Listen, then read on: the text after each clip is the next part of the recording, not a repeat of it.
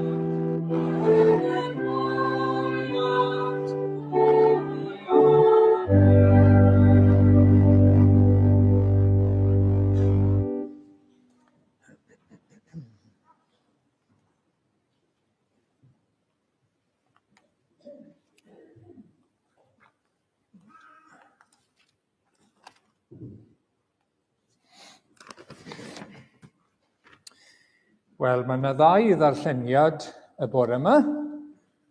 Yn gyntaf, y proffwyd Meica, pennod 5 ac adnod 2 i 5, ac wedyn Mathew, pennod 2, adnod 1 i 15.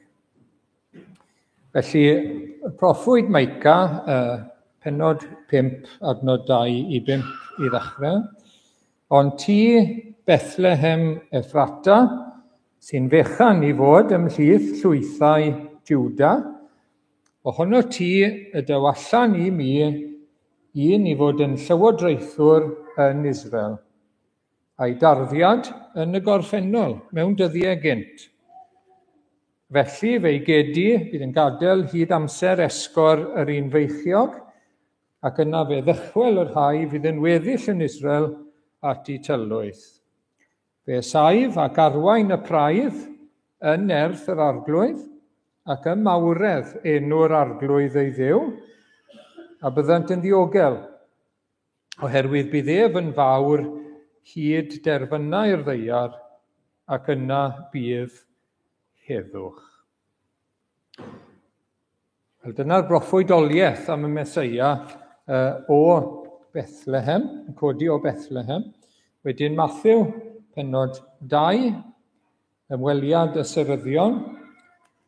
Wedi i Iesu gael ei eni ym Bethlehem, Judea, ynyddiau'r brenin Herod, daeth Seryddion o'r dwyrain i Jerusalem, a holi ble mae'r hwn a anwyd yn frenin yr Iddewon.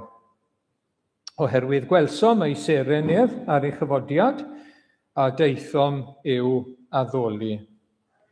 A phan glywodd y brenin Herod hyn, cythriddwyd ef, a Jerusalem i gyd gydag ef.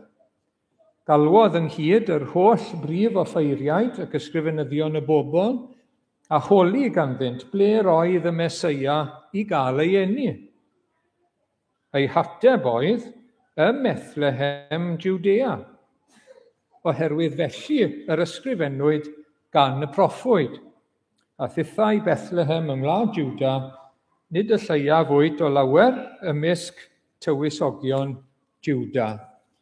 Canis ohono ti y daw allan arweinydd, a fydd yn fugail ar fy mhobol Israel. Yna galwodd Herod y Seryddion yn ddirgel ato, a holodd hwy yn fanwl pa bryd yr oedd y seren wedi ymddangos. Anfonodd hwy i Bethlehem gan ddweud, ewch a chwiliwch yn fanwl am y plentyn, a phan byddwch wedi dod o hyd iddo, rhowch wybod i mi, mwyn i minnau hefyd fynd a'i addoli.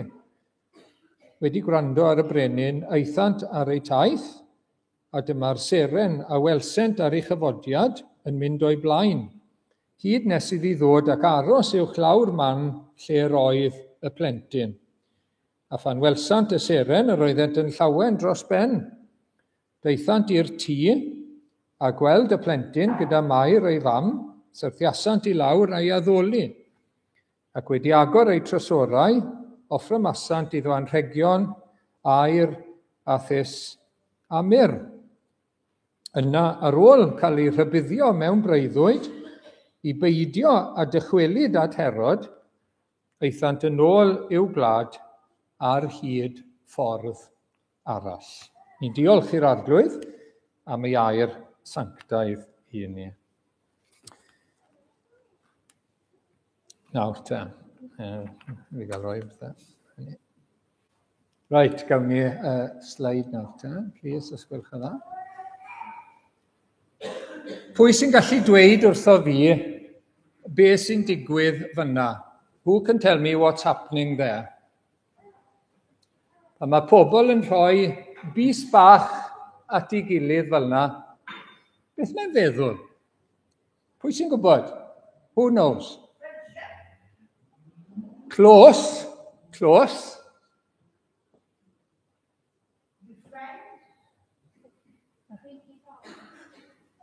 Pinky Promise. Chi wedi clywed am Pinky Promise? Na fe? Hwn yw'r Pinky. Mae'n debyg, y bys bach, a wedyn Pinky Promise. Felly, mae pobl yn neud addewid i fod yn ffrindiau. Ffrindiau da i'w gilydd. I bidio cwmpa mas beth bynnag. I fod yn ffrindiau fel arfer, so it is like friendship. Pinky Promise. Ac mae yna stori yn y Beibl, wrth gwrs, am ddau yn neud addewid, sawn ni'r sleid nesaf. Dyma Jonathan a Dafydd. A mi wnaethon nhw, wel, nid Pinky Promise, ond mi wnaethon nhw promise addewid special iawn i fod yn ffrindiau am beth, a hefyd i ofalu am ei gilydd. Ac yn arbennig o Dafydd wedi addo, os bydde Jonathan yn marw, a bydde fe'n gofalu am ei deulu. Jonathan asked David to make a special promise if he was dead to look after his family when he became king. A mi nath e. He did. He kept his promise.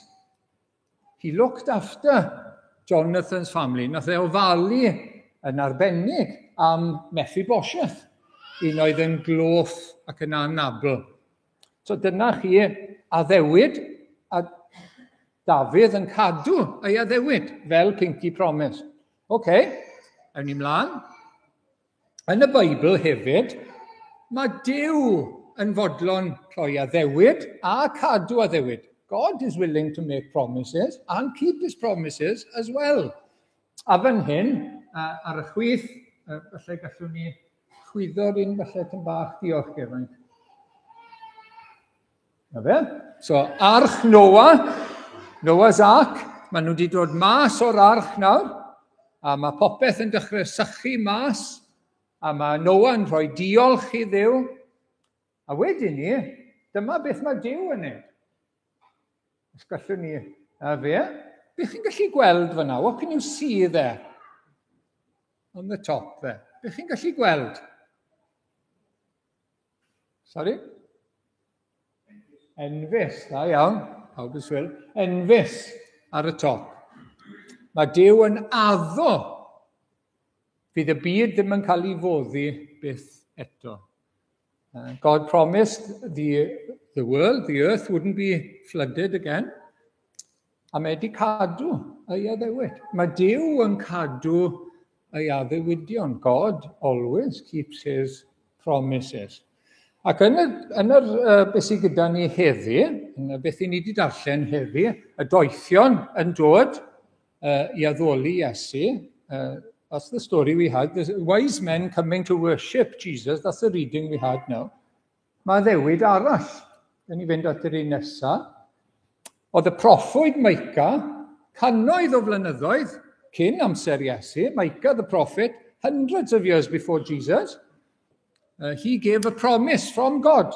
A ddewid gan Dduw, y bydde'r Mesoea yn dod o Bethlehem Ephrata, neu Bethlehem Judea. Oedd 2 Bethlehem yn Israel, felly oedd rhaid dweud pa un.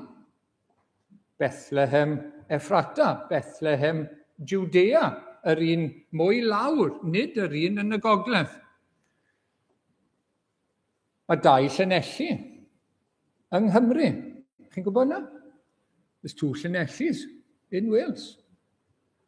Un yn y gorllewin, un mwy draw i'r dwyrain. Wel, oedd 2 Bethlehem. Ond mae Duw yn addo ac yn dweud, y Bethlehem yma fydd e, Bethlehem Ephrata, Bethlehem Judea. Mae mor fanwl, mae mor precise a hynny. Gair Duw. A mae'n cadw ei addewid. God keeps his promises. And Jesus was born Bethlehem Ephrata, Bethlehem Judea. Wel, os fyddwch chi'n neud Pinky Promise rhywbryd, cofiwch, mae'n bwysig meddwl yn ofalus, a bod ni yn cadw ein addewidion, gofyn i Dduw i'n helpu ni i wneud hynny. A cofio bod Duw bob amser yn cadw ei addewidion. Mae'r Beibl yn llawn addewidion. Bible is full of God's promises, a mae'n cadw ei addewidion e. Diolch. Gawn ni droi nawr at yr arglwydd mewn gweddi gyda'n gilydd, shall we pray. Arglwydd, i ni'n diolch i ti am gael dod ger dy fron di y bore yma. I ni'n diolch yn fawr am y cyfle, am y rhyddid i ddod i addoli ein Duw ni bore yma. Duw y Tad, Duw y Mab, yr arglwydd Iesu, a Duw yr Ysbryd Glân. Un Duw bendigedig, Iawe, y gwir a'r bywiol Dduw.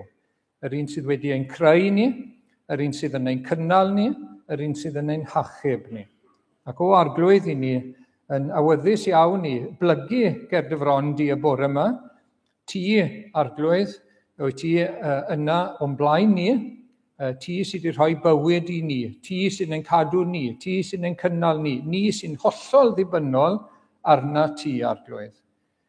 Wyt ti'n fawr iawn, wyt ti'n dda iawn, wyt ti'n lân iawn ac yn sanctaidd. Ac o arglwydd, wyt ti'n haeddu, wyt ti'n deilwng bod ni'n plygu lawr ac yn daddoli di. Ac i ni yn gofyn i ti'n helpu ni wneud hynny nawr, pan ni'n gweddio, pan ni'n canu, pan ni'n gwrando ar y neges, a hefyd arglwydd pan fyddwn ni yn dathlu y Nadolig. Neu di'n helpu ni i daddoli di wrth i ni ddathlu, bod ni yn rhoi y blaenoriaeth i ti, bod ni'n dweud bod ti yn bwysicach na ni. Ti sydd i fod i ddod gyntaf bob amser, nid ni. Ac o arglwydd, dyna ni eisiau wneud nawr, dyna ni eisiau wneud yn ein bywyd, dyna ni eisiau wneud yn yr eglwys arglwydd, bod ti yn fwy, bod ti'n bwysicach na ni, a bod ti fod i gael y clod a'r mawl i gyd. Ac arglwydd i ni eisiau rhoi diolch i ti, y diolch am ein cadw ni a'n cynnal ni, diolch am fwyd ar y ford, diolch am ein cartre, diolch am ein teulu, diolch am ein bendithion sy'n dod bob dydd arglwydd. O, diolch. Dyn ni ddim yn haeddu dim byd o gwbl, felly ni'n diolch yn fawr i ti eto heddi. Achos mae gras yw e, rhodd yw e na dyn ni ddim yn haeddu. Cyn ni'n gweddio dros rhannau o'r byd lle mae rhyfel, lle mae prynder o arglwydd, ac lle mae pobl yn gorfod mynd o'i cartrefi nawr, falle yn Gaza fyna o arglwydd, yn yr Wcrain, pobl wedi gorfod mynd o'i cartre ac ddim yn saff o gwbl. O, diolch arglwydd bod ni'n saff ar hyn o bryd, bod ni'n gallu aros yn ein cartrefi, i ni'n diolch yn fawr arglwydd. Ac i ni'n gweddio eto dros y Cristnogion, brodyr a'n chwiorydd yn yr ardaloedd yma, gofyn i ti'n erthu nhw i fod yn halen ac yn oleuni, i fod yn dystiolaeth dda i ti.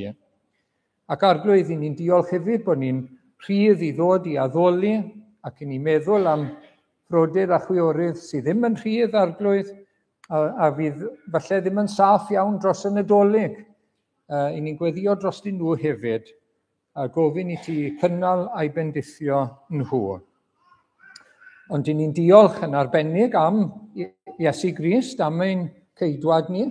I ni'n diolch bod wedi dod i ni'n addoli fe, y Duw ddyn, am ddod o'r nef i'r ddaear, am ddod i'n plith ni, am ddod i'n hachub ni, i ddioddau ar y groes, i'n hachub ni, ac atgyfodi a paratoi lle yn y nef. Diolch bod gyda fe hawl i roi maddeuant i ni, diolch bod gyda fe hawl i roi bywyd i ni, bywyd tragwyddol. Diolch am yr arglwydd Iesu Grist. Diolch am waith yr Ysbryd Glân sydd yn dod ac yn dod â gair Duw, a neges y gair i'n calonnau ni, i wneud ni yn fyw i ti. Diolch o arglwydd am dy holl waith grasol pan i ti'n achub pobl o'i pechod. Ac o arglwydd, i ni'n gofyn i ti nawr i nerthu ni, i ni'n gofyn i ti'n cadw ni rhag y drwg, rhag pechod, rhag yr un drwg, rhag Satan o arglwydd. Gofyn i ti'n cadw ni yr wythnos yma, yn nerth ac yn enw Iesu Grist. Ni'n gofyn i ti'n helpu ni fod yn dystiolaeth i ti yn ein byd ni dros y cyfnod yma nawr. Ni'n gweddio dros y gwaith yn yr ysgolion, y gwaith yn yr awyr agored, pob peth arglwydd, y cyfarfodydd gwahanol yn y pili pala, yn y bore coffi. I ni'n gofyn arglwydd, ti'n helpu ni, ti'n rhoi nerth yr Ysbryd Glân i ni arglwydd, i ddweud am yr arglwydd Iesu, godi yn uchel iawn enw yr arglwydd Iesu Grist, ein ceidwad ni. Diolch bod wedi dod fel bara o'r nef i roi bywyd i ni, a gwneud ein bywyd ni yn ffrwythlon, bod na ffrwyth yn ein bywyd ni, bod na newid yn dod trwy adnabod Iesu Grist. Felly ni'n gofyn i ti nawr i'n derbyn ni arglwydd, ni'n gweddio dyfendith arno ni, gweddio i ti siarad yn ni, yn helpu ni glywed dy air a dy neges i ni y bore yma. Ac wedyn i ni gymhwyso fe, ar ôl i ni fynd o yma, i ni roi ar waith yn ein bywyd arglwydd. Derbyn ni felly, derbyn ein diolch, derbyn y clod, y mawl a'r gogoniant, trwy Iesu Grist ein harglwydd. Amen.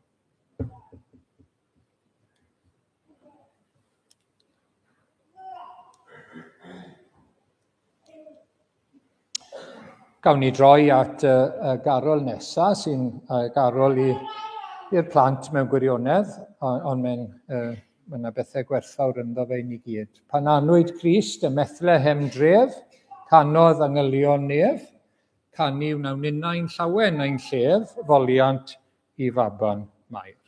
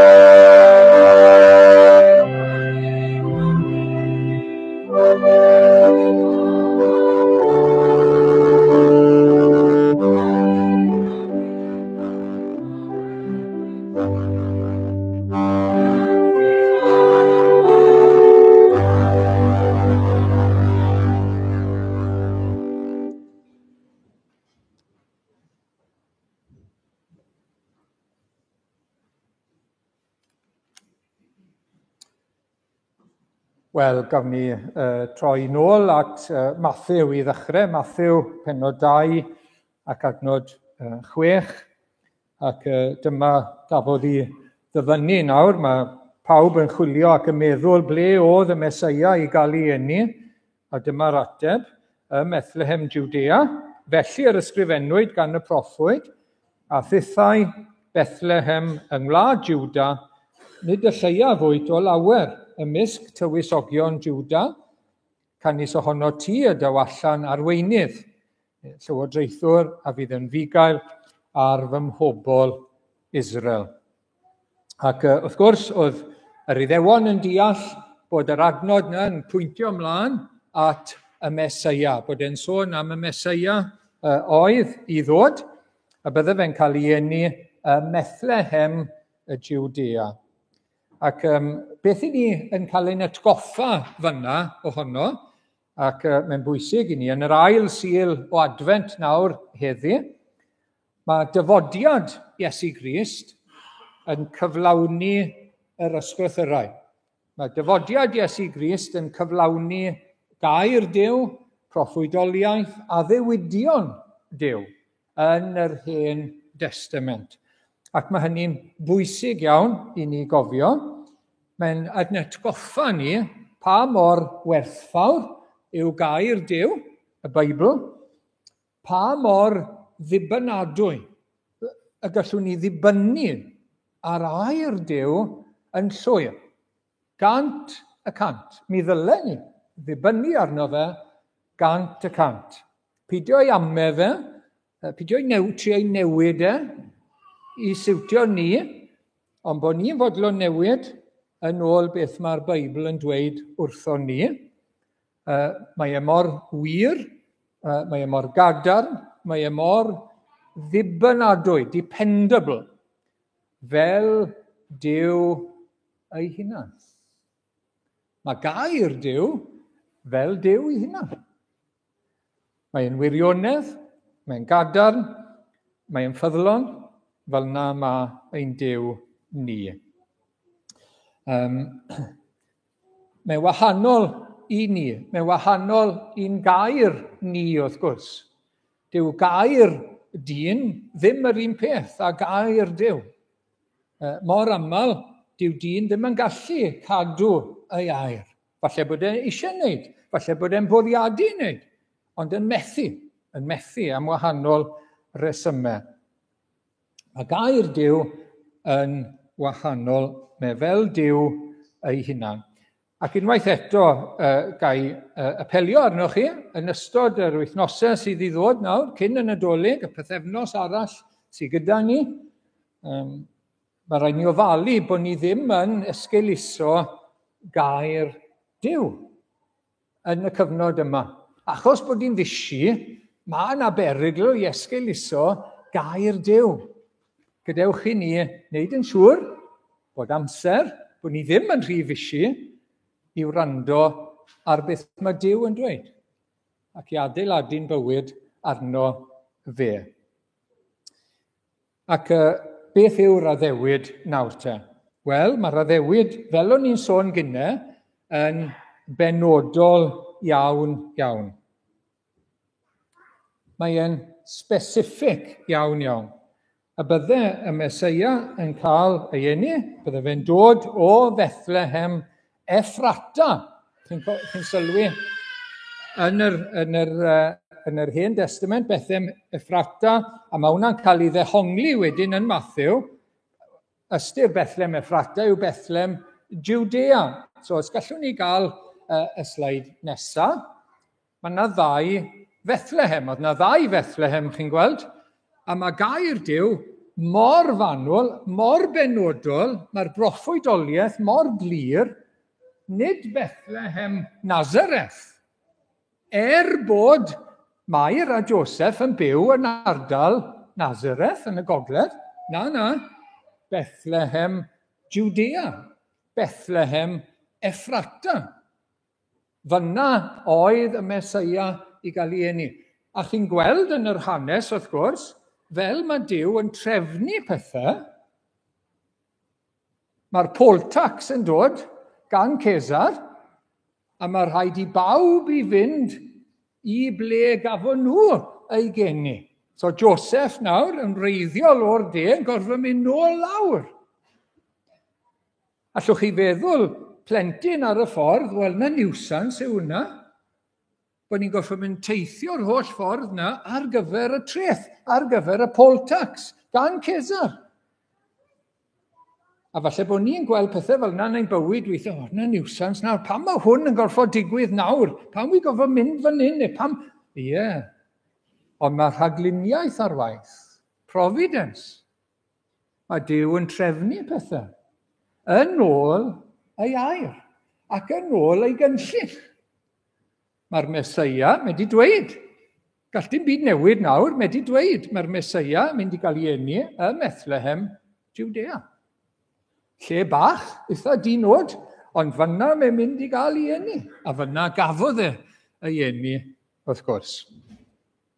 Ac os feddylwn ni am Bethlehem ac Ephrata, just am eiliad, bydd e'n helpu ni i feddwl am yr arglwydd Iesu.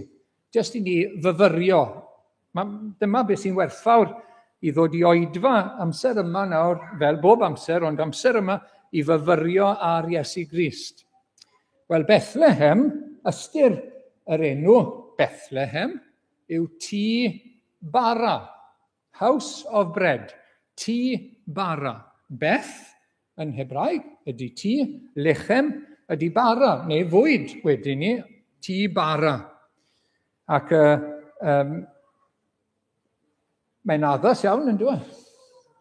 Mae dyma lle dath bara'r bywyd lawr i'r byd.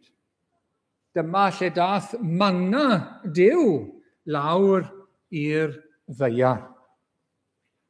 Chi'n cofio bod y manna, sleid nesaf, bod y manna wedi dod lawr yn yr anialwch. Chi'n cofio stori yr Iddewon, yr Israeliaid yn mynd trwy'r anialwch, a'r manna yn dod lawr, bara yn dod lawr.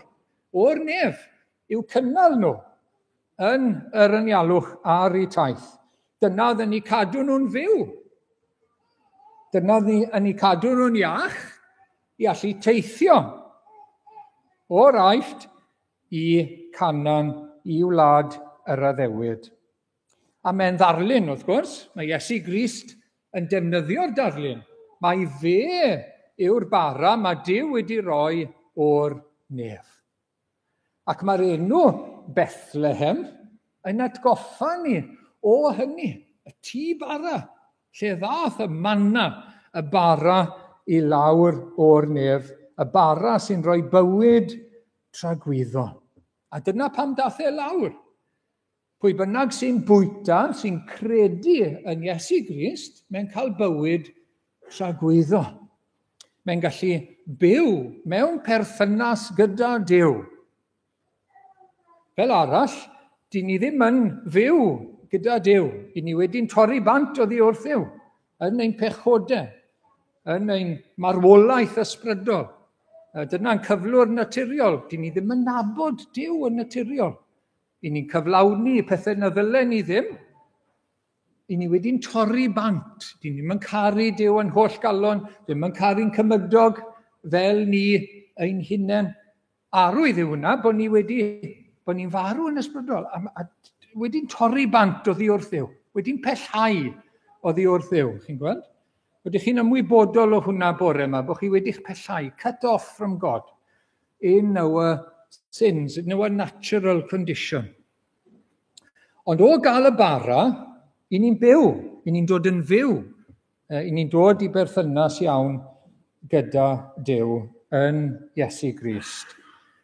Ac nid yn unig hynny, ond i ni'n cael nerth wedyn i gerdded ymlaen trwy'r anialwch, trwy y byd yma, trwy daith bywyd, gyda temptasiynau, gyda brwydrau, yn erbyn pechod, yn erbyn yr un drwg, anawsterau, treialon, i ni'n cael nerth trwy yr un bara i gario ymlaen, nes bod ni'n cyrraedd y nef, nes bod ni'n cyrraedd y gogoniant. A Iesu Grist, wrth gwrs, a'i air yw y manna. Mae e'n bopeth i ni. Mae e'n fwyd i ni trwy'r amser, i ni ddod i nabod Duw, i ni allu weithio yn waith Duw, i ni allu bod yn ffyddlon, i ni allu bod yn lan ac yn sanctau. Fe yw'r bara, a mae eisiau'r bara trwy'r amser arno ni. Felly wrth feddwl am Bethlehem nawr, y tŷ bara, ni'n meddwl am Iesu Grist, y bara. Ac 1 Corinthiaid 1:30, ond trwy ei weithred ef, trwy ras Duw, yr ydych wi yn Rhist Iesu. Siarad y Cristnogion nawr, maen nhw yn Iesu Grist. Yr hwnna wnaed yn ddoethineb i ni oddi wrth Duw, yn gyfiawnder, sanctaiddad a phrynidigaeth. Iesu Grist yw popeth i ni. Fe yw doethineb. Sut i ni yn dod yn ddoeth i nabod Duw? Ble ni'n gallu cael y ddoethineb yna? Mae rhaid i ni ddod at Iesu Grist. Dim ond yn Iesu Grist i ni'n dod yn ddoeth i adnabod Duw. Does dim ffordd arall, does dim lle arall i gael. i ni nabod Duw, na dod yn iawn gyda Duw. Sut i ni'n dod yn iawn, yn gyfiawn o flaen Duw? Trwy Iesu Grist. Does dim ffordd arall. Mae e'n gyfiawnder. Fe sy'n dod â ni i fod yn iawn gyda Duw mewn perthynas o gariad fydd yn para am byth. Ond beth am ein sancteiddhad ni? Sut i ni'n dod yn fwy tebyg i Dduw ac yn fwy tebyg i'r arglwydd Iesu fel i blant yn Iesu Grist. Fe yw ein sancteiddhad ni. Trwy fwyta yr un bara trwy'r amser. A prynedigaeth yw gollwng yn rhydd, wrth gwrs. Gollwng yn rhydd o'n pechodau. Gollwng yn rhydd o faich pechod ac o bresenoldeb pechod yn y diwedd. Pwy sy'n mynd i'n gollwng ni'n rhydd? Iesu Grist. Yr un bara sy'n neud popeth i ni, chi'n gweld? Ac mae popeth yn dod trwyddo fe. Ond beth am y manna nawr te? Jyst i ddod nôl at y manna am eiliad, jyst i gymhwyso hwnna tymed bach i ni nawr, meddwl am y dyddiau yma a'r wythnos o'n blaen i nawr te. Oedd angen casglu'r manna bob dydd. Oedd na tro cynta, wrth gwrs, oedden nhw wedi cael am y tro cynta, ond wedyn ni, oedd rhaid mynd mas bob dydd, heblaw am y dydd cyn y Saboth. A mae hwnna yn wers i ni gyda Iesu Grist. Pryd i ni fod i fwydo ar Iesu Grist? Bob dydd. Bob dydd. Bod ni'n darllen rhywbeth o'i air, bod ni'n pwyso arno fe mewn gweddi, bod ni'n galw arno fe. Bob dydd. Doedden nhw ddim yn gallu byw ar manna y diwrnod cynt. Driodd rai bobl cadw fe, chi'n cofio? A stoco lan. Ac oedd e'n pydru erbyn y diwrnod nesaf. Na? Mae rhaid cymryd e bob dydd. Bob dydd. Gadewch i ni gymryd sylw o hynny a'i weithredu fe yr wythnos yma nawr. Yn ail, o'n nhw'n mynd ato fe yn gynnar, tra bod y gwlith dal yna, cyn i'r haul i godi. Oedd rhaid cael y manna adeg y gwlith. Ac mae angen y gwlith arno ni pan ni'n cymryd y manna. Gwlith yr ysbryd glân yw hynna. Wel, gymrwn ni fel darlun o'r ysbryd glân. Pan ni'n darllen gair Duw, pan ni'n addoli ac yn ceisio'r arglwydd, mae angen help yr ysbryd glân o hyd arno ni. A gallwn ni ofyn am hynny. Yn bwysig, achos wedyn ni, mae e'n ffres. Mae e'n ffres, chi'n gweld. Dwi ddim yn stel wedyn ni. Pan mae'r gwlith arno fe, dwi'n yn sych yn ffres. A mae eisiau hwnna o hyd arno ni, fel bod y gair yn ffres, bod yn perthynas ni ar arglwydd yn ffres, ac yn feithlon i ni. Yn dod â maith, bod e'n bendithio ni. Bob dydd, bob dydd. Bod e'n siarad yn ni, bod e'n effeithio'n bywyd ni, bod e'n effeithio'n calon a'n meddwl ni, bod e'n ffres, bod e'n fendith, bob dydd. Ac peth arall, o rhaid nhw blygu lawr i gael y manna. Ar y llawr oedd e. O rhaid nhw blygu lawr i gael e. A pan ni'n dod at yr arglwydd Iesu, bob amser i ni'n plygu. Bob amser, i ni'n dod ag angen help. I ni'n dod yn ostyngedig. Na'r unig ffordd allwch chi ddod. Plygu lawr. I ni'n mynd dod yn llawn o'n ni'n hunain. I ni'n mynd dod fel sy'n ni'n ei ffafr ar arglwydd. Pan i ni'n dod, na, i ni'n plygu. Pan i ni'n darllen y gair, i ni'n plygu i'r gair. I ni'n plygu i'r arglwydd pan i ni'n plygu i'r gair. I ni ddim yn critic ar y gair. I ni ddim uwchben y Beibl, neu i ni uwchben Duw. Na, i ni'n plygu. I ni'n dod yn ostyngedig i dderbyn, i gael, i ddiolch am y bwyd, am y gair, bara'r bywyd. Ac wrth gwrs, oedd e'n gorfod cael ei fita wedyn yn syth. O'ch chi ddim yn gallu cadw fe, oedd e'n cael ei goginio a'i fita yn syth y diwrnod hwnnw. A mae hwnna'n dweithio ni, mae rhaid ni ymateb i'r gair yn gyflym hefyd. A hwnna'n bwysig. Pan mae gair Duw yn gweud rhywbeth wrtho ni, a ni'n gwybod bod e'n gweud rhywbeth wrtho ni, mae rhaid ni'n neud e'n syth. Falle bod addewid i ddod i bledio o flaen Duw, falle bod gorchymyn i wneud rhywbeth ac ni'n gwybod, mae hwnna'n siarad â fi nawr heddi, mae rhywbeth wy'n goffo wneud heddi. Mae rhaid ni'n neud e. Ymateb iddo fe, neu mae e'n llwydo ac yn difetha yn ein profiad ni. Dyw e ddim gwerth i ni. Mae rhaid i fita fe yn syth ac ymateb yn syth iddo fe. Wel, na fe, Bethlehem, darlun o hwnna, a beth mae hynny yn dweud am yr arglwydd Iesu a'n perthynas ni ag e. Ac wedyn, Effrata, chi wedi clywed, falle, wi wedi yn y newyddion nawr am yr hyfel, chi wedi clywed Effrat, falle, yr enw yna, dyna mae'n galw, Jewish settlement yw e nawr, Effrat, ardal yw e. Wel, Effrata, yr un yw e, wrth gwrs, Effrata, Bethlehem Effrata. Ac ystyr Effrata yw ffrwythlon, fruitful. A mae'r enw yna mor addas hefyd. Bethlehem tŷ bara, ffrwythlon. Achos bara'r bywyd sy'n neud ni yn ffrwythlon. Bara'r bywyd sy'n dod â ffrwyth yn ein bywyd ni.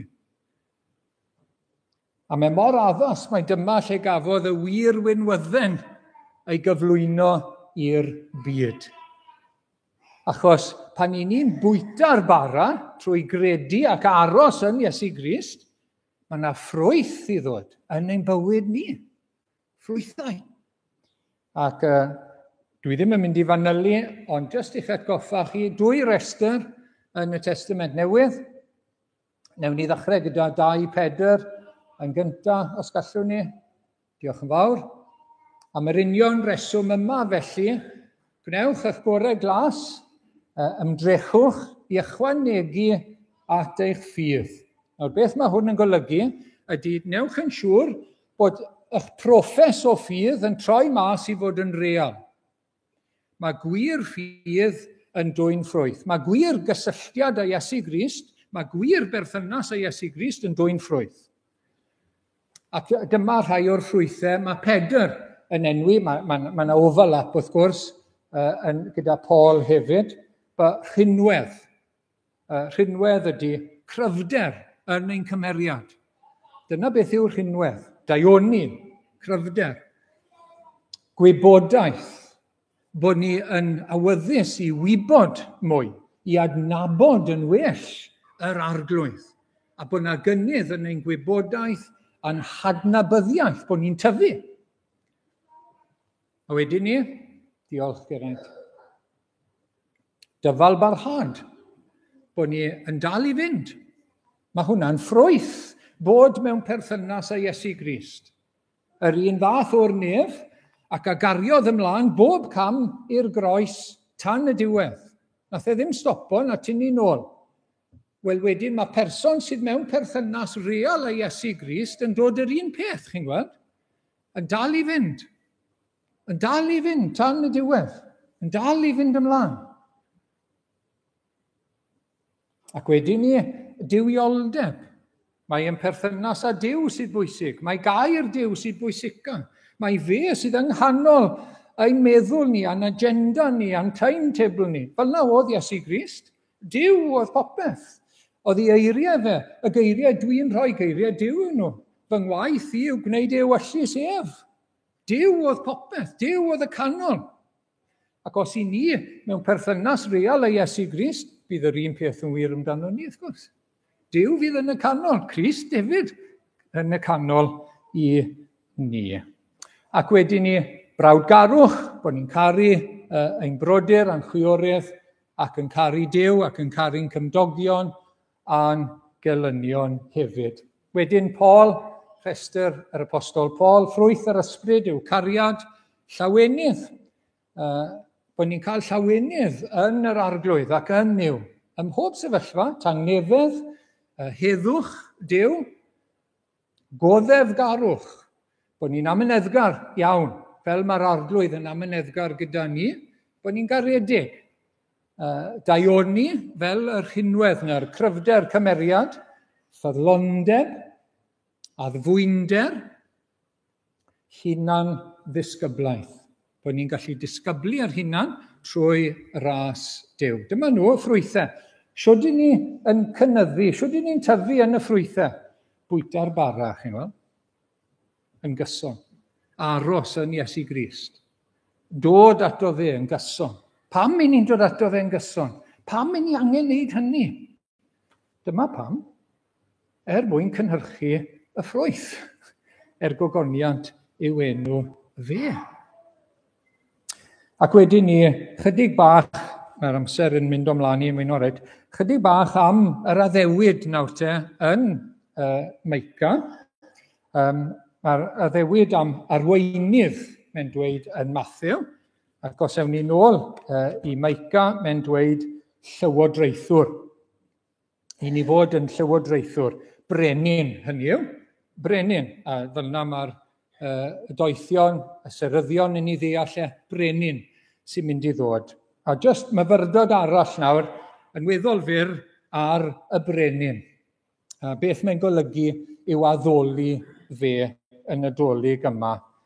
Pa fath o brenin? Brenin dioddefus, na'r peth cyntaf. Yr adnod gyntaf yn y bennod, wnaethon ni ddim darllen yr adnod yna, ond mae'n bwysig hefyd, bod e ddim yn yr un paragraff fel wedi cael ei osod mas. Yn awr dos i mewn i'th gair tu ferch Geirog, y mae gwarchau wedi ei osod yn ein herbyn trewyr barnwr Israel ar ei foch a ffon.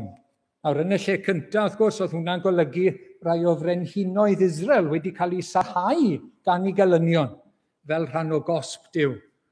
Ond mae'n pwynto hefyd at y Meseia, y brenin, y barnwr, wrth gwrs, y llywodraethwr, bydde fe'n cael ei sarhau hefyd. Oherwydd bod e'n dod yn achubwr ar gyfer ei bobl, oherwydd ein pechod ni, ein gelyniaeth ni, a gelyniaeth Satan, i'n ryddhau ni, mae wedi cael sarhad. Mae wedi cael ei, dyna beth oedd o'i flanau, y baban, oedd e'n mynd i gael ei daro ar ei foch a ffon. Oedd e'n mynd i gael ei sarhau, oedd e'n mynd i ddioddau, oedd e'n brenin dioddefus. Ac mae hwnna'n dweud wrtho ni, gallwn ni hefyd, wrth gwrs, profi sarhad. Dim yr un sarhad yn union, ond yn enw Iesu heddi, gallen ni brofi sarhad. O'n i'n darllen wythnos yma am deulu yn y Dwyrain Canol, dwi ddim yn dweud ble yn union, ond oedd y teulu yma wedi colli mam. Oedd y gŵr wedi colli wraig a'r plant wedi colli mham, a maen nhw'n Gristnogion oedd yn Fwslemiaid cyn hynny. So, Muslim background believer, maen nhw'n galw nhw. Ac mae gweddill y teulu estynedig yn Fwslemiaid, chi'n gweld? A nawr, maen nhw'n cael eu sarhau. Maen nhw'n cael eu gwawdio. O, cosb Allah yw hwn, achos bod chi wedi troi at Iesu Grist. Maen nhw'n cael sarhad, maen nhw'n cael eu gwawdio. A mae'n digwydd, wrth gwrs. Pethau fel hyn yn digwydd yn ein byd ni heddi. Gafodd ei sarhau, nath ddioddau drosom ni, dros ein pechod ni. Dyna sut ni'n cael maddeuant o'n pechodau a dod yn iawn gyda Duw. Ond hefyd, mae bobl yn mynd i ddioddau hefyd, sarhad gan y gelyn. Sarhad gan Satan trwy bobl eleniaethus. Mae rhaid ni beidio synnu. Brenin dioddefus, wrth gwrs. Yn ail, mae e'n frenin tragwyddo. Mae'n frenin tragwyddo. A'i darddiad, adnod 2, ohono ti y daw allan i ni fod yn llywodraethwr yn Israel, a'i darddiad yn y gorffennol. Nid dyma ddechrau hanes Iesu Grist, wrth gwrs. Dod i'r byd mae mae'n cael ei eni fel dyn, ond Duw yw hefyd, sydd yn frenin tragwyddo. Ac wrth gwrs, dyna pam gafodd ei addoli. gafodd ei addoli gan yr angylion, gafodd ei addoli gan y seryddion, ac oedd e'n iawn bod e'n cael ei addoli. Mae Duw yn dweud wrthon ni i addoli ei fab, sydd yn dduw mewn cnawd. Nid addoli y mab fel mab tragwyddol cyn dod yn y cnawd, wrth gwrs bod e'n haeddu addoli, ond hefyd yr un sydd wedi dod mewn cnawd. Mae Duw yn dweud wrthon ni i addoli ei fab mewn cnawd. Mae'n bwysig bod ni'n sylweddoli hynny. A bod ni'n sylweddoli hynny yn y Nadolig yma nawr. Allwn ni ddim dathlu'r Nadolig yn iawn os nag i ni'n addoli y mab. Dyma chi Efengyl Ioan, pennod 5, 22 a 23. Nid yw'r tad yn barnu neb, ond y mae wedi rhoi pob hawl i farnu i'r mab. Mwyn i bawb roi i'r mab, gwrandwch ar hwn, yr un parch ac aront i'r tad. Allai fynd nôl am eiliad, sori Geraint, diolch yn fawr. That all may honour the Son, anrydeddu, parchu, addoli, wrth gwrs, just as they honour the Father. Chi'n sylwi ar hwnna? Yr un addoliad. Fel i ni'n addoli'r tad, i ni fod i addoli'r mab mewn cnawd, yr arglwydd Iesu Grist. Diolch, Geraint. O beidio a pharchu y mab, y mae rhywun yn peidio a pharchu'r tad a'i hanfonodd ef. Dyma frenin Duw ar y ddaear. Dyma Duw wedi dod mewn cnawd ar y ddaear. Duw y mab wedi dod yn ddyn i fod yn frenin ar ei bobl mewn teyrnas Dduw ar y ddaear i bwy bynnag sy'n credu ynddo fe. A beth i ni'n gweld yn Iesu Grist, i ni'n gweld ei awdurdod e. Dyna beth mae'r adnodau yn dweud. Mae Duw wedi rhoi yr awdurdod i'r mab.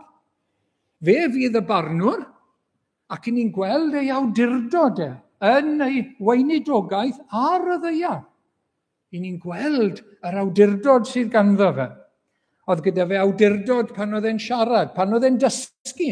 Oedd e'n bobl yn synnu, oedd e'n dysgu fel un ac awdurdod ganddo fe. Awdurdod dwyfol oedd hwnna. Oedd gyda fe awdurdod dros afiechyd, i achau. Oedd gyda fe awdurdod dros ysbrydion drwg, i anfon nhw mas. Oedd gyda fe awdurdod i faddau pechod, fel ddwedodd e wrth y claf o'r parlus. Mae gyda fe awdurdod dros fyd natur. Mae gyda fe awdurdod dros farwolaeth, i godi'r marw. Mae gyda fe awdurdod dros bobl. Mae'n galw pobl, a maen nhw'n dod ar ei ole. Mae wedi dod ag awdurdod Duw gyda ge. Duw yn ddyn, Duw y mab. Y brenin yma sydd wedi dod o'r nef, y brenin tragwyddol yma sydd wedi dod i'n byd ni. Brenin tragwyddoldeb ydyw, llywodraethwr, dair a nef. Mae yna beryglon mawr gyda y Nadolig.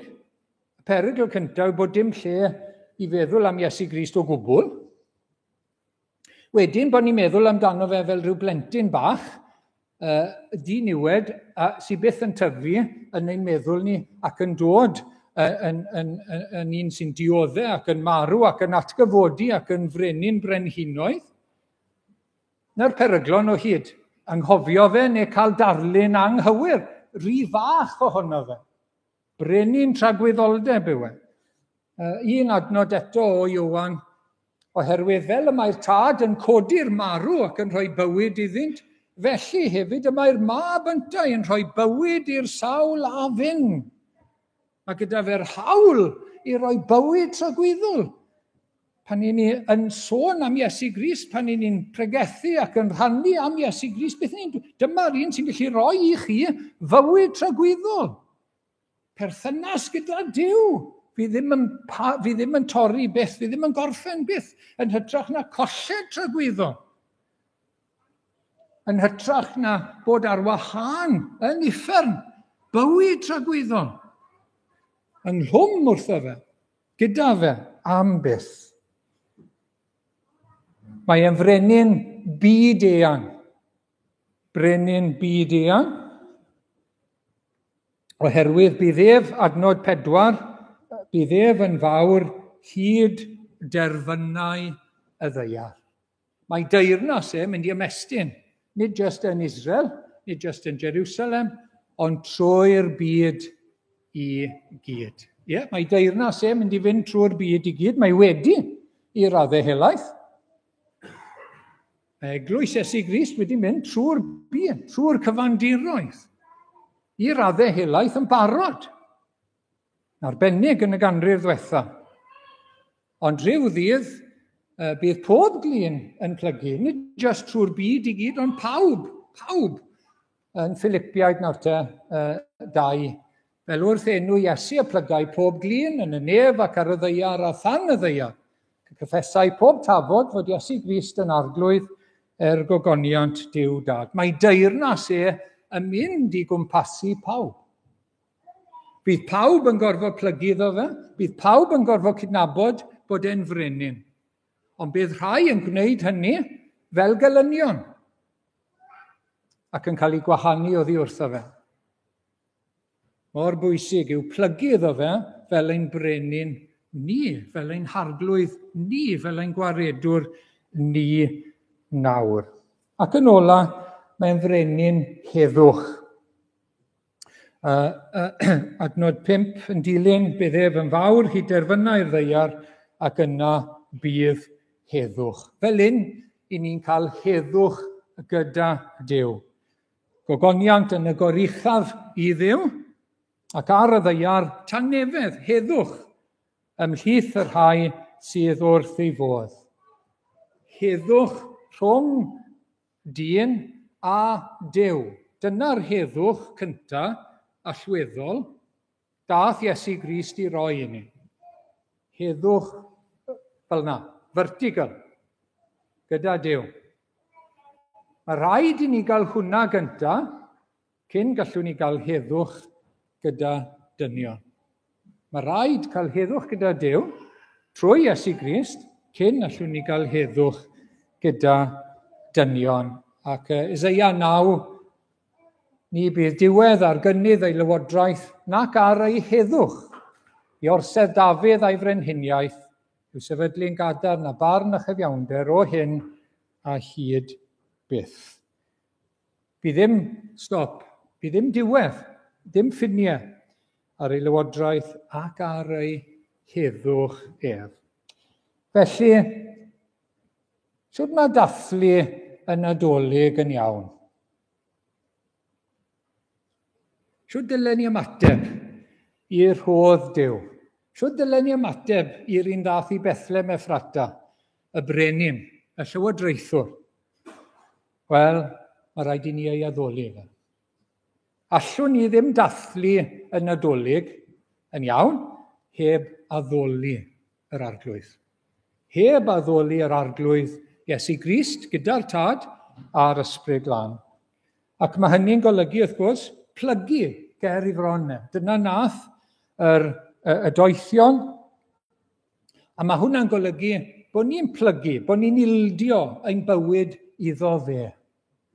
Bod ni'n edifarhau, wrth gwrs, am ein pechodau. Bod ni'n edifarhau am ein gwrthryfel. Bod ni'n edifarhau am fyw bywyd ein ffordd ein hunain, a mynd ein ffordd ein hunain. Bod ni'n troi, bod ni'n newid ein meddwl. Mae hwnna'n digwydd y tro cyntaf i rywun i ddod yn Gristion. Mae rhaid fe edifarhau, troi ei fywyd at Dduw, at yr arglwydd Iesu, ac ymddiried a pwyso a chredu yn iddo fe.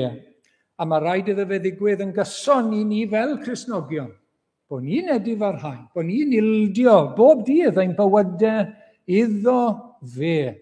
Mae fe sy'n bwysig. Pan ni'n addoli Duw, Duw sy'n bwysig, Duw sy'n gyntaf, Duw sy'n fwyaf. A'r un peth gyda'r arglwydd Iesu, bod ni'n addoli, bod ni'n plygu, bod ni'n ildio, bod ni'n rhoi yr awennau, y reins iddo fe. A bod ni'n rhoi diolch iddo fe. Bod ni'n rhoi mawl iddo fe. Bod ni'n dweud amdano fe. A bod ni'n dibynnu arno fe.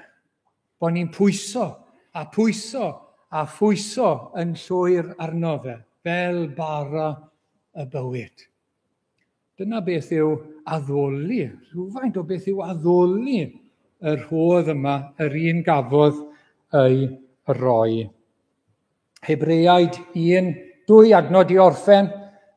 Dyma beth mae Duw yn dweud, trachefn pan yw'n dod a'i gyntaf anedig i mewn i'r byd, a mae'n dweud a bydde di holl angylion Duw ei addoli. Beth mae Duw eisiau? Beth mae'r tad eisiau? Bod yr angylion i ddechrau yn addoli y mab sydd wedi dod yn ddyn.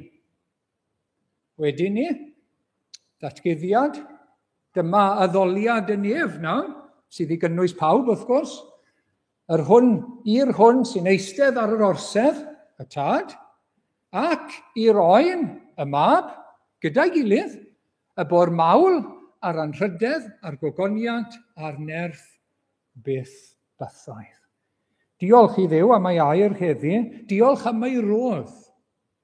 Diolch am yr un fath i Bethlehem Ephrata. Bara'r bywyd sy'n gallu gwneud ni yn ffrwythlon yn ein bywydau ni fel plant Duw, yn ein cymdeithas, yn ein byd, yn ein perthynas ag eraill. Gadewch i ni fod yn bwydo arno fe. Diolch am y brenin sydd wedi dod. Brenin dioddefus, wrth gwrs, brenin tragwyddol, brenin byd-eang, brenin heddwch. Am braint ni yw ei addoli fe. Mwyn i enw. Amen. Cawn ni droi nawr at yr emyn ola sydd gyda ni y bore yma. Peraidd ganodd ser bore ar enedigaeth brenin nef. Doethion a bugeiliad hwythau, deithiant yw addoli ef.